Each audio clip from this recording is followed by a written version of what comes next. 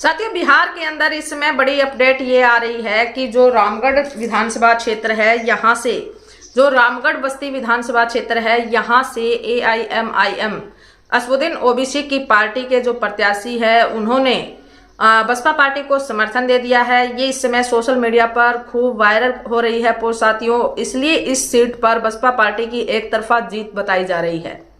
Baspa party का जो प्रत्याशी यहाँ पर खड़ा किया गया था, इस सीट पर बसपा पार्टी के प्रत्याशी को असदुद्दीन ओबीसी की पार्टी का समर्थन मिल गया है। बिहार के अंदर आप देखेंगे कि असदुद्दीन ओबीसी का नाम सुर्खियों के अंदर चल रहा है साथियों। और असदुद्दीन ओबीसी की पार्टी गठबंधन में चुनाव लड़ रही है। आजाद समाज पार्टी और स्वामी प्रसाद मौर्य जी और असदुद्दीन ओबीसी तीनों बड़े दिग्गज नेता एक साथ एक मंच पर आकर चुनाव फाइट कर रहे हैं।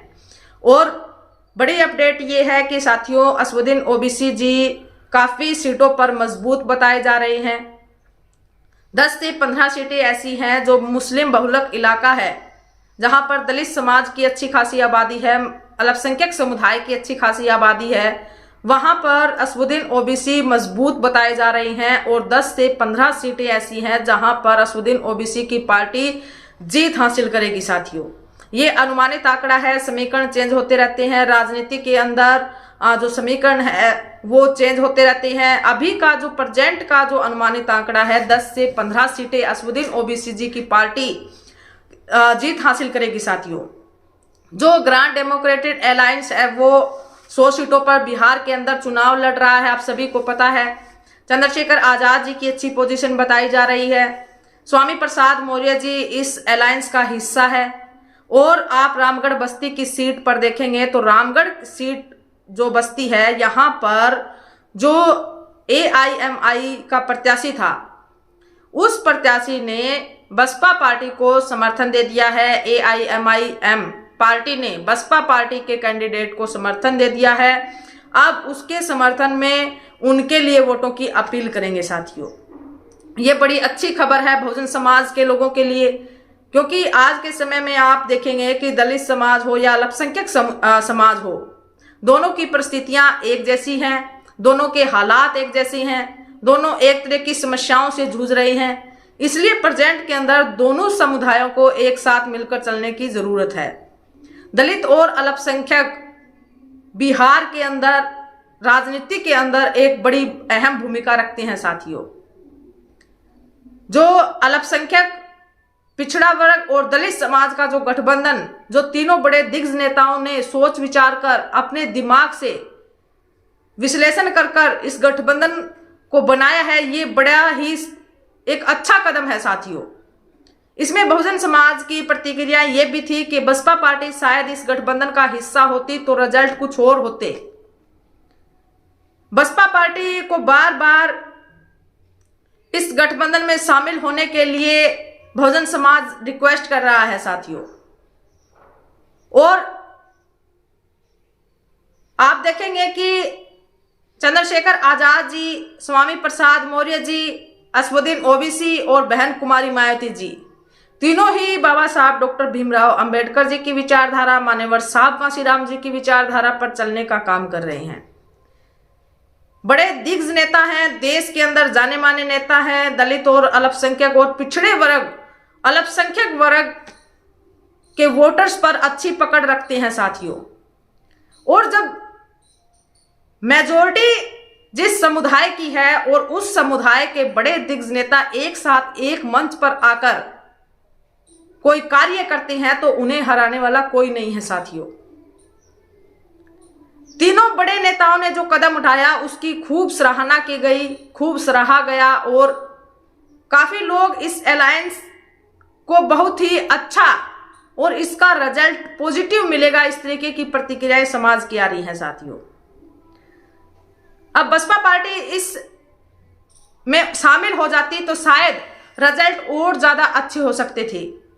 बसपा पार्टी बिहार के अंदर अच्छा प्रदर्शन कर रही है। बसपा पार्टी पीछे के चुनाव आप देखेंगे कि काफी सीटों पर बसपा पार्टी मजबूत रही है। कुछ सीटें ऐसी रही है जहां पर बसपा पार्टी नाम मात्र वोटों से पीछे रहकर हार गई उन सीटों पर। अब उन सीटों पर अगर गठबंधन में इस अलायंस का अगर हिस्सा होती तो ये जो सीटें हैं बसपा पार्टी के खाते में, गठबंधन के खाते में आ सकती है साथियों।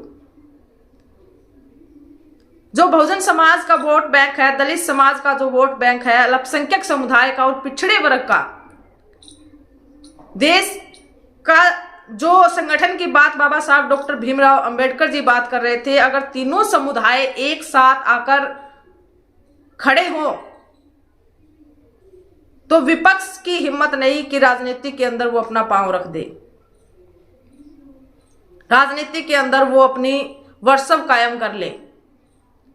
लेकिन चुनाव के समय में जो राजनीतिक दल हैं बड़े समुदाय के, वो अलग अलग नजर आते हैं, जबकि जो अन्य संगठन हैं, अन्य जो कम्युनिटी है, वो एक साथ एक मंच पर आकर चुनाव लड़ते हैं। एनडीए हो या महागठबंधन हो, आप देखेंगे गठबंधन में चुनाव लड़ रहे हैं। लेकिन जो दलित समाज, अल्पसंख्यक समुदाय की जो राजनीतिक पार्टियां हैं वो अलग अलग चुनाव लड़ती हैं और बड़ा दमखम भरती हैं कि हम अकेले अपने दम पर सरकार बनाएंगे, सीएम बनाएंगे, प्रधानमंत्री बनाएंगे, जबकि रिजल्ट उसके विपरीत होता है। आना जाना कुछ होता नहीं, समाज के वोटों का खराब करना होता है और बहुजन समाज के लोग एक दुविधा में फंसे रहते हैं कि हम किस पार्टी को वोट दें, किस नेता को वोट दें, चंद्रशेखर की सुने या बहन कुमारी मायावती जी की सुने या और जो वहां के क्षेत्रीय दलों के जो नेता आते हैं उन लोगों की बात सुने।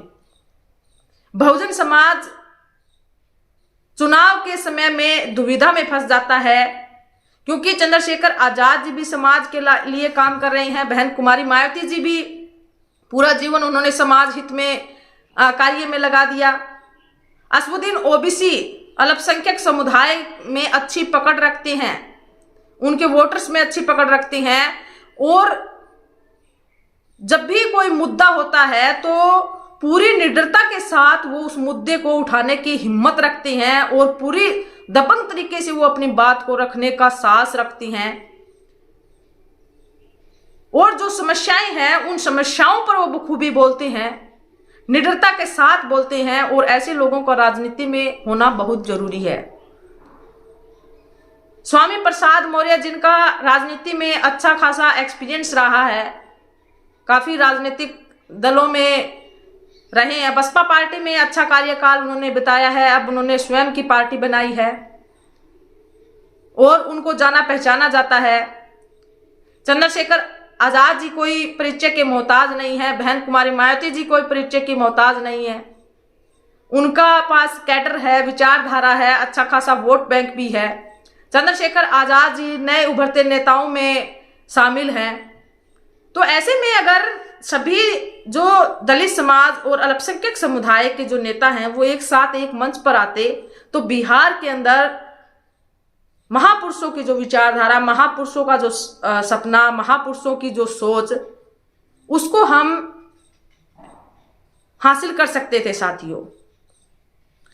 तो बिहार की राजनीति के अंदर तो ये नहीं हो पाया। शायद अगले जो चुनाव होंगे, अगले जो राज्यों के अंदर चुनाव होंगे 2027 के अंदर, आप देखेंगे कि उत्तर प्रदेश के अंदर भी चुनाव है, बड़े राज्य के अंदर, और सभी देश की नजर रहती है उत्तर प्रदेश के चुनाव में। अब देखना ये है कि जो बहुजन समाज के लीडर हैं वो इस बात को कब समझते हैं, बहुजन समाज के लोगों की बात वो कब मानते हैं।